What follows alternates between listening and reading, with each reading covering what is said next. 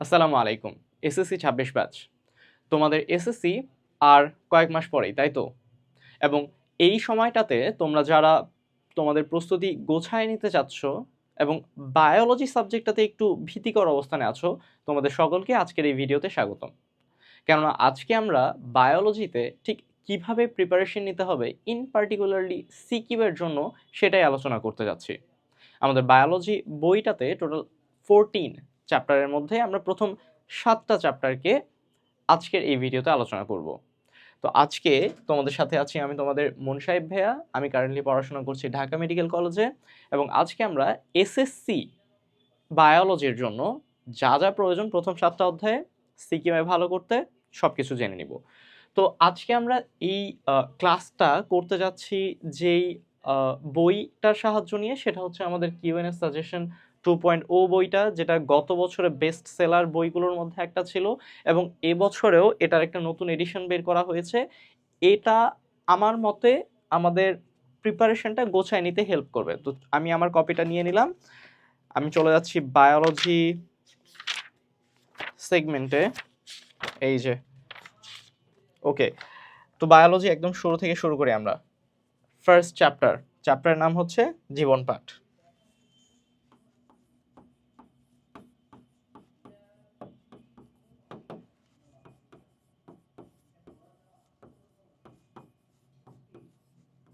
ওকে, চ্যাপ্টারটা আকারে তুলনামূলক ছোট, যার ফলে আমরা এই অধ্যায়টা কেউই খুব একটা কঠিন বলি না। এই অধ্যায়ে সিকিউ এর টপিকও একটা বাক্যে যদি আমি বলতে চাই সেটা হচ্ছে বৈশিষ্ট্যগুলো। মনেরা, প্রোটিস্টা, ফানজাই, প্লান্টি, অ্যানিমেলিয়া, এই 5টা কিংডমের প্রত্যেকটার বৈশিষ্ট্যই এই চ্যাপ্টারের সিকিউ এর মেইন টপিক।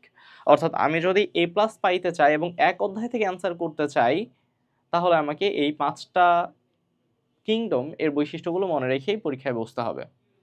এরপরে এখানে আমাকে তোমাদেরকে যেই জায়গাটাতে একটু সাবধান করে দিতে হবে, কশাস করে দিতে হবে, সেটা হচ্ছে যে উদ্দীপক বুঝতে হবে। উদ্দীপক বুঝতে হবে। ভাই এই কথাটার মানে কি? এই কথাটার মানে কি? কথাটার মানে হচ্ছে যে উদ্দীপকে নর্মালি স্যারেরা ছবি দিয়ে রাখতে পছন্দ করে, চিত্র ক, চিত্র খ, এভাবে। গ নম্বর প্রশ্নে তারা জিজ্ঞাসা করবে চিত্র ক এর বৈশিষ্ট্যগুলি আলোচনা করো। ঘ নম্বরে তারা কোয়েশ্চেন করবে চিত্র ক এবং চিত্র খ এর কিংডম দুইটির মধ্যে পার্থক্য করো। নর্মালি এইভাবেই সিকিউ গুলো আসবে। এখন আমি যদি চিত্রগুলো আইডেন্টিফাই করতে না পারি, ওটা কোন প্রাণীর তাই বুঝতে না পারি, তাহলে খুবই স্বাভাবিকভাবে আমি বৈশিষ্ট্য মনে রাখলেও অ্যান্সার করে আসতে পারবো না, কেননা আমি জানি না 5টার মধ্যে ঠিক কোনটার কথা বলা হচ্ছে।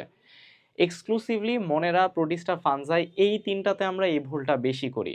আমরা ছবিগুলো মনে রাখি না। এক্ষেত্রে বোর্ড বইয়ে যে ছবিগুলো দেওয়া আছে ওই ছবিগুলোই তারা সিকিউর জন্য রেডি রাখবে। তাই বোর্ড বইয়ের ছবিগুলো ঠিক ভালোভাবে আমরা দেখে নিব এবং তারপরে বৈশিষ্ট্যগুলো পড়ব।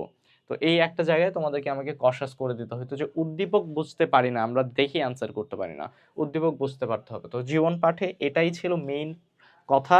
তবুও যদি আমি এখান থেকে আলোচনা করতেই চাই, আমাদের বইয়ে শুধুমাত্র যে তোমাদের যতটুকু এ প্লাস পাওয়ার জন্য প্রয়োজন ততটুকু বলা আছে তেমনটাও না। যদি তুমি আরও একটু হাই এন্ড পড়াশোনা করতে চাও, যদি তুমি 90+ মার্ক ক্যারি করতে চাও এবং কোনো কিছুই বাদ না রেখে পরীক্ষায় বসতে চাও, তাহলে আর দুই একটা যেই প্রশ্ন এক্সট্রা পড়া প্রয়োজন এটা বাদ দিয়েও, সেটা হচ্ছে জীবের শ্রেণীবিন্যাসের পদ্ধতি, তাছাড়া দ্বিপদ নামকরণের ধারণা, এই ধরনের বিষয়গুলো।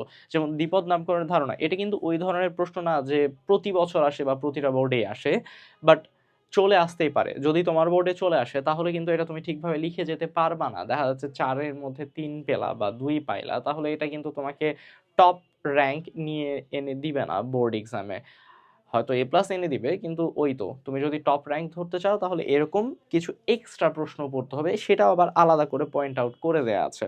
তো এই ক্ষেত্রে এই অধ্যায়ের জন্য বলা হচ্ছে যে জীবের শ্রেণীবিন্যাসের পদ্ধতি এবং দ্বিপদ নামকরণের ধারণা, এই দুইটা প্রশ্ন আমাদেরকে পড়ে যাওয়া উচিত যদি আমরা সব কমপ্লিট রাখতে চাই। তাহলে এই অধ্যায় থেকে কি কি পড়তে হবে আশা করি বোঝা গেছে। সিকিউ এর জন্য গ এবং ঘ নম্বরে, গ নম্বরে নরমালি বৈশিষ্ট্যগুলো আসবে এবং ঘ নম্বরে নরমালি পার্থক্যগুলো।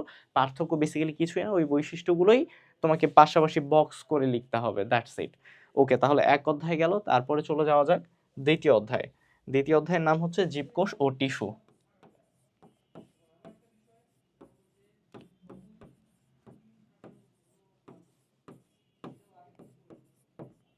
আচ্ছা, এই অধ্যায়টা তুলনামূলক আকারে অনেক বড়। ইনফ্যাক্ট অনেক ক্ষেত্রে বলা যায় যে এই বইয়ের সব থেকে বড় অধ্যায়, এবং এই অধ্যায়ে আমাদের প্রবলেম হয় আমরা বুঝতেই পারি না যে কি কি পড়বো, এতই বেশি টপিক।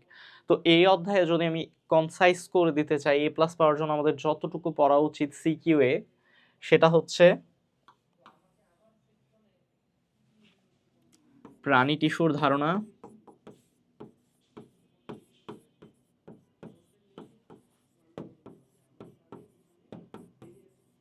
এবং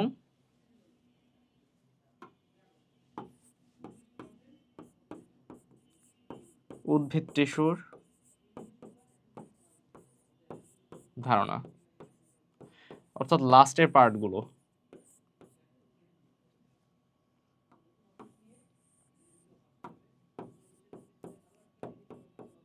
এবং সবশেষে অঙ্গাণু, অঙ্গাণুর গঠন ও কাজ। ওকে, এই তিনটা জিনিস কি কি একটু চলো ছোট করে আলোচনা করে নেওয়া যাক। প্রাণী টিস্যু বেশ কয়েকভাবে আমরা ভাগ করছি, প্রত্যেকটা ভাগকে নিয়ে এক্সটেন্সিভ আলোচনা করা হয়েছে, ওইগুলো থেকে প্রশ্ন হয়। স্নায়ু টিস্যু থেকে প্রশ্ন হতে পারে, যেখানে নিউরনের গঠন তারা জানতে চাইতে পারে, এটা একটা প্রশ্ন গেল। তারপরে তারা রক্তের গঠন নিয়ে জানতে চাইতে পারে, এটা একটা প্রশ্ন গেল। তারপরে তারা আবরণী টিস্যুকে নিয়ে এক্সক্লুসিভ আলোচনা করতে বলতে পারে, আবরণী টিস্যুর প্রকারভেদ এবং তাদের কে কোথায় অবস্থান করতেছে। এরকম ভাবে প্রাণী টিস্যু থেকে প্রশ্ন হচ্ছে। তারপরে উদ্ভিদ টিস্যু থেকে কি প্রশ্ন হয়? উদ্ভিদ টিস্যুটা একটু কমপ্লিকেটেড, কেননা এটা ফিগার দিয়ে প্রশ্ন হয়। কিভাবে ভাইয়া? ফিগার দেয়া থাকবে, ক খ দুইটা বা হয়তো একটাই ফিগার দেয়া থাকবে, তোমাকে আইডেন্টিফাই করতে হবে যে ওটা কোন টাইপের উদ্ভিদ টিস্যু। ভাইয়া ওই ফিগারটা আমি কিভাবে চিনবো? ওটা ভাইয়া বইয়ের ফিগারটাই দিয়ে রাখবে। সো বইয়ে আমাকে parenchyma, collenchyma, sclerenchyma, xylem, phloem, প্রত্যেকটা টিস্যুর যে ছবিগুলো দেওয়া আছে ওই ছবিগুলো ভালোভাবে খেয়াল করা লাগবে, এবং ওগুলো আমরা বোর্ড প্রশ্নে পাবো। ওগুলো থেকে আমাকে আইডেন্টিফাই করতে হবে যে কোন টিস্যুর কথা বলতে চাচ্ছে তারা, এবং গ বা ঘ নম্বরে ওই টিস্যুটার বৈশিষ্ট্য তারা চাইবে, বা প্রকারভেদ তারা চাইবে, বা গঠন তারা চাইবে। এক কথায় ওই টিস্যু নিয়েই প্রশ্নটা হবে। তাহলে আমরা প্রাণী টিস্যুর ক্ষেত্রে মনে রাখবো যে বইয়ে যে পার্টগুলো দেওয়া আছে লাস্টের পোর্শনে, সেইগুলো ভালোভাবে রিং দিয়ে যাওয়ার, প্রত্যেকটা সম্পর্কে ভালো ধারণা রাখার। উদ্ভিদ টিস্যু থেকে আমরা কি মনে রাখবো যে ঠিক আছে জাস্ট পড়ে গেলে হবে না, এখানে ছবিগুলোও খেয়াল রাখা লাগবে। এবং এর মধ্য দিয়ে তারপরে চলে আসি থার্ড টপিক, সেটা হচ্ছে অঙ্গাণুগুলো। অঙ্গাণুগুলোর মধ্যে ইন পার্টিকুলার প্লাস্টিড, মাইটোকন্ড্রিয়া তুলনামূলক বেশি গুরুত্বপূর্ণ, সেই সাথে আছে নিউক্লিয়াস। এগুলোর মধ্য দিয়ে আমরা ইনশাল্লাহ কমন পাবো। তো চলো তাহলে বইয়ের মধ্যে দেখে নিই আর কি কি বলা হচ্ছে। গ এবং ঘ নম্বরের জন্য ওই সেম আমি যে কথাগুলো বললাম, প্রাণী টিস্যু, উদ্ভিদ এবং প্রাণী কোষের অঙ্গাণুর কাজ, উদ্ভিদ টিস্যু, এবং সেই সাথে বোর্ডে প্লেস করার জন্য, এক কথায় তুমি যদি 10/10 তোলার, যত কঠিনই প্রশ্ন হোক না কেন এই অধ্যায় থেকে আমি অ্যান্সার করবোই এবং 10/10 তুলবো, এই মানসিকতা নিয়ে পরীক্ষা দিতে বসো, তাহলে তোমাকে স্নায়ু টিস্যু, রক্ত, ত্বক ও অস্থির কাজগুলো সুষ্ঠুভাবে পালনে বিভিন্ন কোষের ভূমিকা, এই টপিকটাও পড়ে যেতে হবে। এক কথায় যে কথাটা বললাম যে স্নায়ু টিস্যু, পেশি টিস্যু, ত্বক এবং অস্থির কাজ, এই জিনিসগুলো পড়ে যেতে হবে। কেননা এগুলো এমন না যে প্রত্যেক বছর আসে, কিন্তু আসে। আর যেহেতু আসে এবং তোমার বোর্ডে যদি চলে আসে, তুমি অ্যান্সার করতেই চাও, তাই এগুলো পড়ে যেতেই হবে। এই প্রশ্নটা স্কিপ করবে না, তখন অ্যান্সার করবাই। ওকে, এটা ছিল দ্বিতীয় অধ্যায়। দ্বিতীয় অধ্যায়ে কষাস থাকতে হবে, উদ্ভিদ টিস্যুর ফিগারটা আমরা চিনতে পারি না ওই জায়গাটাতে। প্রথম অধ্যায় কোথায় কষাস থাকতে হবে সব বলে দিছি। এখন আমরা মুভ অন করতেছি থার্ড চ্যাপ্টারে। থার্ড চ্যাপ্টারটা ছিল হচ্ছে কোষ বিভাজন। এই চ্যাপ্টারটা আমাদের প্রত্যেকের পছন্দের একটা চ্যাপ্টার।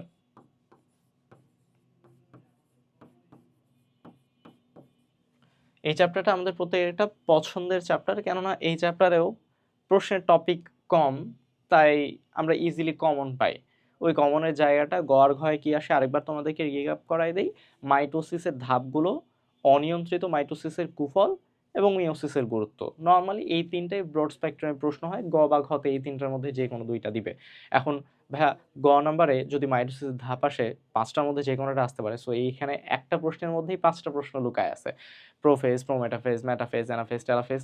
তোমাদের যে জায়গাটাতে প্রবলেম হয় সেটা হচ্ছে যে তোমরা অনেকে ফিগার প্র্যাকটিস করো না, বা উদ্দীপকে যদি ফিগার দিয়ে প্রশ্নটা করে ধরতে পারো না। এই জায়গাটা খেয়াল করবা, বারবার খেয়াল করবা, প্রতিবার খেয়াল করবা। তোমাদেরকে বারবার এই জিনিসটা আমি বলে রাখতেছি, কেননা তুমি যত ভালো করেই পড়ে যাও না কেন, তুমি যদি উদ্দীপক চিনতে না পারো তাহলে অ্যান্সার করে আসবা কিভাবে?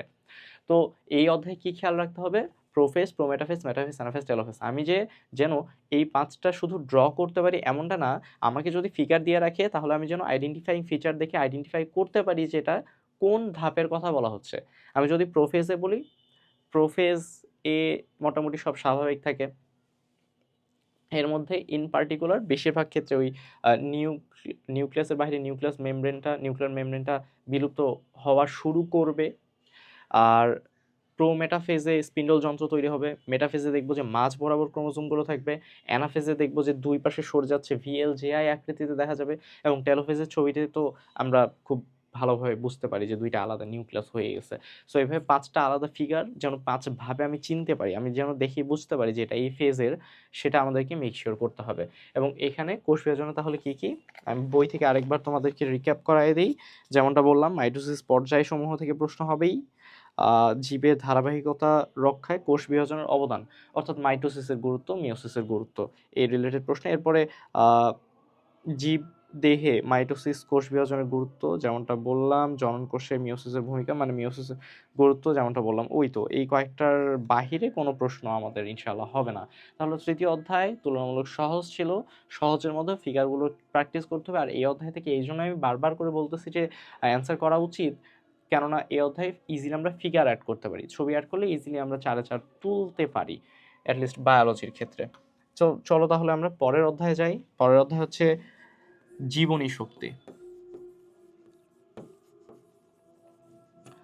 এই অধ্যায়টা আবার তোমাদের অনেকের মধ্যে আমি দেখতে পাই যে ভয়ের একটা জায়গা থেকে এই অধ্যায়ে নিয়ে বিশদ আলোচনা হয়েছে আমাদের ডিটেল কোর্সগুলোতে। বাট এখন আমরা শুধুমাত্র এই অধ্যায়ের সিকিউর জন্য কি কি পড়া লাগবে সেটাই আলোচনা করতে যাচ্ছি। তো এই অধ্যায়ে তোমরা যদি মনে করো যে আমি এই অধ্যায়ের সিকিউটা অ্যান্সার করব, তাহলে তোমাকে কয়েকটা জিনিস ভালোভাবে মাথায় রাখতে হবে। ১, সালোক সংশ্লেষণের গুরুত্ব, শোষণের গুরুত্ব। ২, সালোক সংশ্লেষণে আলোর ভূমিকা, ক্লোরোফিলের ভূমিকা। ৩, সালোক সংশ্লেষণে প্রক্রিয়াটা। ৪, শোষণের প্রক্রিয়া। এবং ইলেকট্রন এর যে বক্সটা, ইলেকট্রন ট্রান্সপোর্ট সিস্টেমে এটিপি ক্যালকুলেশনের যে বক্সটা, সেটা, এই জিনিসগুলো মোটামুটি মাথায় রাখতে হবে। এবং বই থেকে আমি যদি তোমাদেরকে বলতে চাই, বই আমি দেখি কিছু মিস করলাম কিনা। হ্যাঁ, সেম সবাত শোষণ অবাত শোষণের ধারণা থেকে প্রশ্ন আসবে। সালোক সংশ্লেষণের ক্লোরোফিল এবং আলোর ভূমিকা থেকে, সালোক সংশ্লেষণের উপর নির্ভরশীলতার কারণ, অর্থাৎ আমাদের হিউম্যান বডি নিজেই নিজের অক্সিজেনটা তৈরি করতে পারে না, ও নির্ভর করে আছে সালোক সংশ্লেষণে উৎপন্ন হওয়া অক্সিজেনের উপরে। তাহলে ডেফিনেটলি সালোক সংশ্লেষণ আমাদের বডিতে না হলেও আমরা কিন্তু তার প্রতি নির্ভরশীল। এই জিনিসটাই আমাদেরকে ওখানে তুলে ধরতে হবে। বইয়ে খুব সুন্দরভাবে দেয়া আছে সালোক সংশ্লেষণ প্রক্রিয়ায় শর্করার প্রস্তুতি, ওই তো সালোক সংশ্লেষণের প্রক্রিয়াটা আর কি। তারপরে সালোক সংশ্লেষণ এবং শোষণের তুলনা। হ্যাঁ, এটা একটা ভালো প্রশ্ন। ঘ নম্বরে এই প্রশ্নটা দিয়ে দিতে পারে যে সালোক সংশ্লেষণ আর শোষণের তুলনা করো, বা ক প্রক্রিয়া খ প্রক্রিয়ার তুলনা করো। এক্ষেত্রে তুলনা করলে আমরা মোটামুটি লিখে দিয়ে আসতে পারবো, কিন্তু অনেক সময় ক প্রক্রিয়া খ প্রক্রিয়া তোমাদের চিনতেই ভুল হয়। এইভাবে যদি একটা ট্রি দিয়ে দেয়, তোমরা এইভাবে দাও যে কার্বন ডাইঅক্সাইড নিল এবং অক্সিজেন ত্যাগ করলো, এই প্রক্রিয়াটা তাহলে কি? এটা হচ্ছে সালোক সংশ্লেষণ প্রক্রিয়া।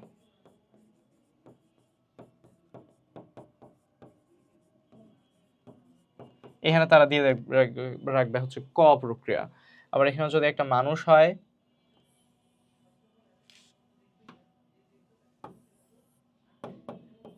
এই মানুষ, সে নিচ্ছে হচ্ছে অক্সিজেন এবং ত্যাগ করতেছে কার্বন ডাইঅক্সাইড, তাহলে এর জন্য যে প্রক্রিয়াটা হচ্ছে সেটা হচ্ছে শোষণ। শোষণ এবং সালোক সংশ্লেষণ পরস্পরের চাইতে বিপরীত। তো পার্থক্যগুলো মোটামুটি আমরা বুঝে যাই যে সালোক সংশ্লেষণ শুধু উদ্ভিদ দেহে সম্পন্ন হবে, শোষণ উদ্ভিদ এবং প্রাণী উভয় দেহে সম্পন্ন হতে পারে। শোষণ প্রক্রিয়ায় আমরা শক্তি তৈরি করি, সালোক সংশ্লেষণ প্রক্রিয়ায় খাদ্য তৈরি হয়। শোষণের জন্য প্রয়োজন অক্সিজেন, সালোক সংশ্লেষণের জন্য প্রয়োজন কার্বন ডাইঅক্সাইড, সালোক সংশ্লেষণে তৈরি হয় অক্সিজেন, শোষণে তৈরি হয় কার্বন ডাইঅক্সাইড। এইভাবে মোটামুটি পার্থক্যগুলো বক্স আকারে যদি লিখো তাহলে আমরা তোমরা ইজিলি মার্ক ক্যারি করতে পারবা। তারপরে এই অধ্যায় নিয়ে এটাই ছিল আলোচনা। কি বললাম? সালোক সংশ্লেষণের প্রক্রিয়াটা, সালোক সংশ্লেষণের গুরুত্ব, শোষণের প্রক্রিয়া, শোষণের গুরুত্ব এবং এদের মধ্যে পার্থক্য, সেই সাথে সালোক সংশ্লেষণে আলো এবং ক্লোরোফিলের ভূমিকা। এই ছিল মূলত এই অধ্যায়ে গ আর ঘ এর টপিক। এরপরে চলে যায় 5 অধ্যায়ে। 5 অধ্যায়ে অত্যন্ত বড় মাপের একটা টপিক, খাদ্য, পুষ্টি ও পরিপাক।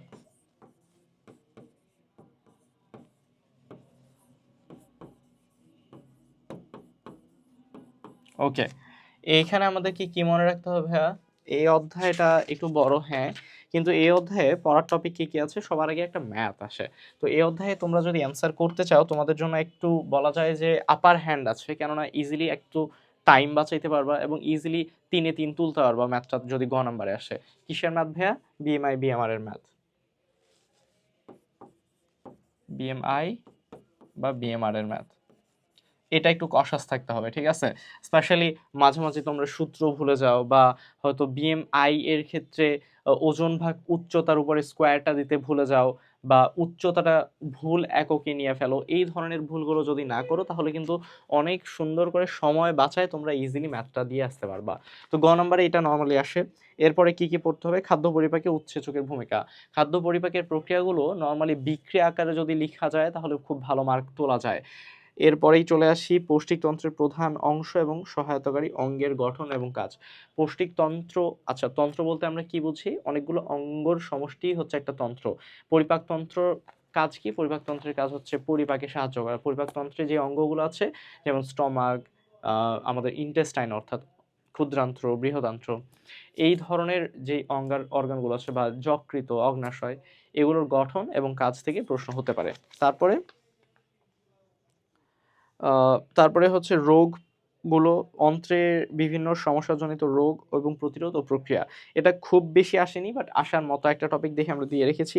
সেই সাথে তোমরা যদি আরেকটু বেশি পড়তে চাও বা বলা যায় যে কোনো কিছুই বাদ রাখতে না চাও, সেক্ষেত্রে তোমাদেরকে পুষ্টির অভাবজনিত রোগগুলো পড়া প্রয়োজন, যকৃতের কাজ, অগ্নাশয়ের কাজ ডিটেলসে পড়া প্রয়োজন।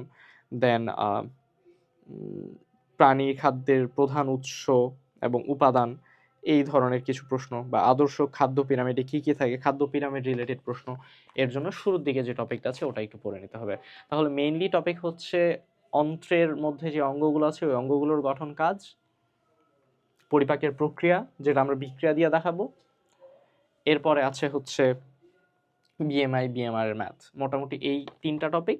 এর সাথে এক্সট্রা যেগুলো আমি বললাম, শুরুর দিকে আদর্শ খাদ্য পিরামিড, শেষের দিকে ডিজিজগুলো, এই ধরনের কিছু প্রশ্ন আবার পড়তে হবে যদি আমরা কিছুই বাদ রাখতে না চাই বা রিস্ক নিতে না চাই। এর মধ্যে আমাদের 5 অধ্যায় সম্পন্ন হলো। তারপরে আমরা 6 অধ্যায় নিয়ে আলোচনা করি। 6 অধ্যায়ের নাম হচ্ছে জীবে পরিবহন।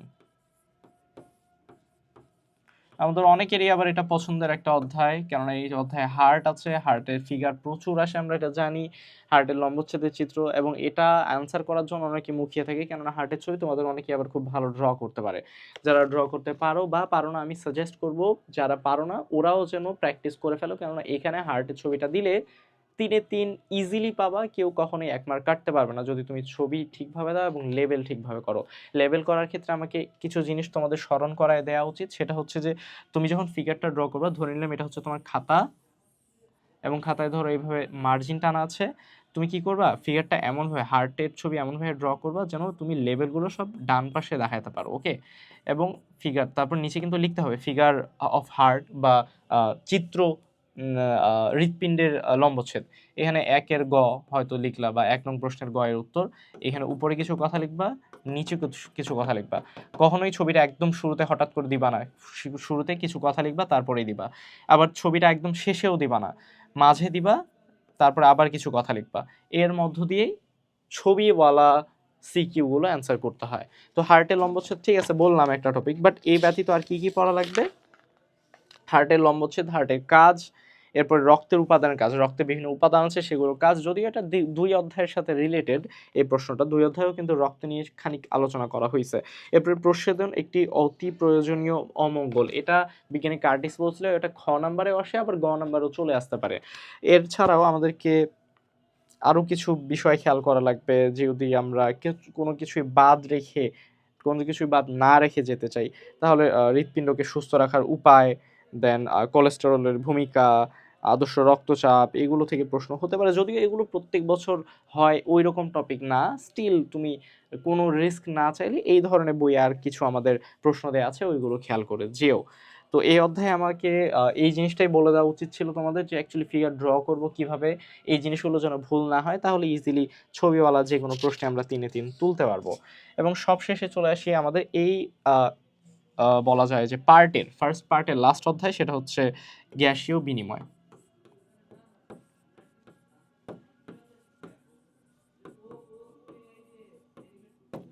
গ্যাসীয় বিনিময়ে কি মনে রাখতে হবে আমাদেরকে? অধ্যায়টা ছোট, আবার অনেক সময় এই অধ্যায় থেকে প্রশ্ন হয়ই না, এমন অনেক বছর গেছে এসএসসিতে যে এই অধ্যায় থেকে প্রশ্নই হয়নি। আর তাই এই অধ্যায় সিকিউর জন্য টার্গেট অনেকে আবার করে না, কেননা জানে যে এখান থেকে আমি কমন নাও পেতে পারি ফাইনালে। সেক্ষেত্রে আমাদেরকে তবুও যদি মনে রাখতে চাই বা পড়তে চাই এই অধ্যায়টা, তাহলে কি কি পড়বো? শ্বসনতন্ত্রের রোগগুলো পড়বো। তোমাদের এখানে তবুও প্রবলেম হয় মাঝে মাঝেই। কি প্রবলেম হয়? যে কোন রোগের কথা বলা হচ্ছে তোমরা হয়তো বুঝতে পারো না, রোগের বৈশিষ্ট্যগুলো খুব ভালোভাবে পড়বা বইয়ে, যেন তোমরা কোন একটা বৈশিষ্ট্য যদি উদ্দীপকে তুলে দেয়, সেই বৈশিষ্ট্য দেখেই বলে দিতে পারো যে কোন রোগের কথা বলা হচ্ছে। শ্বসনতন্ত্রের রোগ, এরপরে গ্যাসীয় বিনিময়ের প্রক্রিয়া। এখানে মানবদেহের ছবি যদি ড্র করতে পারো খুবই ভালো হয়। ছবি না দিলে নরমালি 4/4 পাওয়াটা একটু কঠিন হয়ে যায়, তাই এই বিষয়টা একটু কশাস থাকবা তোমরা, যেন ছবি প্র্যাকটিস করেই যাও যদি এই প্রশ্নটা অ্যান্সার করো। এবং সেই সাথে তুমি যদি সিকিউর থাকতে চাও এবং এই অধ্যায় থেকে অ্যান্সার করবাই, যদি প্রশ্ন হয়েই যায় এবং যেভাবে প্রশ্ন হোক তবুও অ্যান্সার করতে চাই, সেক্ষেত্রে তোমাকে আরও যেই টপিকগুলো মনে রাখা উচিত সেটা হচ্ছে যে ফুসফুসের গঠন ও কাজ এবং শ্বসনতন্ত্রের রোগ প্রতিরোধে সচেতনতা, এই 2টা টপিক তোমরা সাথে পড়ে নিবা। তো এই ছিল হচ্ছে গ্যাসীয় বিনিময় অধ্যায়টা, এবং এর মধ্য দিয়ে আমরা মোটামুটি প্রথম 7টা অধ্যায় সবগুলো কিন্তু আলোচনা করে ফেললাম। তোমাদের এই ক্লাসে আমার মনে হয় যে একটা আইডিয়া চলে আসছে যে প্রথম 7টা অধ্যায়ে আমি কোন কোন জিনিসগুলো পড়তে যাচ্ছি। তোমরা হয়তো খাতা কলমে নোট করে ফেলছো যারা করছো, আর যারা করনি তারা ডেসক্রিপশন বক্স চেক করো এবং এই বইটার কপি নিজের করে নাও, কেননা আমি যা যা কিছু বলছি না কেন সব কিছু সামারাইজ করে আছে, নোট করা আছে এই বইটার মধ্যেই। তো তোমাদের সাথে দেখা হবে নিশ্চয়ই পার্ট 2-তে, যেখানে আমরা পরের 7টা চ্যাপ্টার নিয়ে আলোচনা করছি। ততদিন পর্যন্ত ভালো থাকো, সুস্থ থাকো, সবাইকে ধন্যবাদ।